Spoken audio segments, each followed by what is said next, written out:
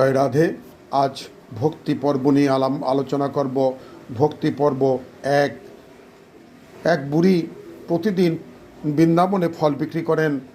যেদিন গোপালের সাথে দেখা হয় সেদিন বুড়ির সমস্ত ফল বিক্রি হয়ে যায়। একদিন গোপালের সাথে বুড়ির দেখা হলো না, তাই বুড়ি ফল বিক্রি হলো না।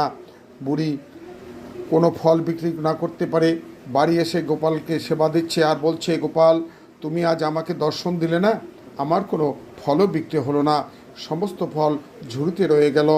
গোপাল, আজ আমি প্রতিজ্ঞা করলাম, কাল আমি নন্দলালার সামনে গিয়ে ফল নেবে বলে চিৎকার করব। তুমি যদি না আসো তবে আমি সমস্ত দিন চিৎকার করব, তাতে যদি আমার ফল বিক্রি না হয় তবুও চিৎকার করে যাব। বুড়ি পরের দিন নন্দলালের গৃহে ফল নিয়ে গেলেন। ফল নেবে বলে চিৎকার করছেন। গোপাল ঘর থেকে হাতে করে চাল নিয়ে বলল, এই নাও, আমাকে ফল দাও। গোপালের আঙ্গুলের ফাঁক দিয়ে চাল পড়ে যাচ্ছে।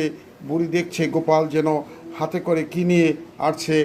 গোপালের হাতে দু চারটি ফল ছিল, তা ফলের দু চারটি চাল ছিল, তা ফলের মধ্যে পড়ে গেল। বুড়ি বলছে, গোপাল, তুমি বিশ্ব ব্রহ্মাণ্ডের মালিক, আমার কি আছে, সব ফল তোমার, তুমি নিয়ে নাও। গোপাল ছোট হাতে দুটি ফল নিয়ে চলে যাচ্ছে। ফলওয়ালি বলল, গোপাল, তোমার জন্য রোজ ফল নিয়ে আসবো, তুমি রোজ দুটি করে ফল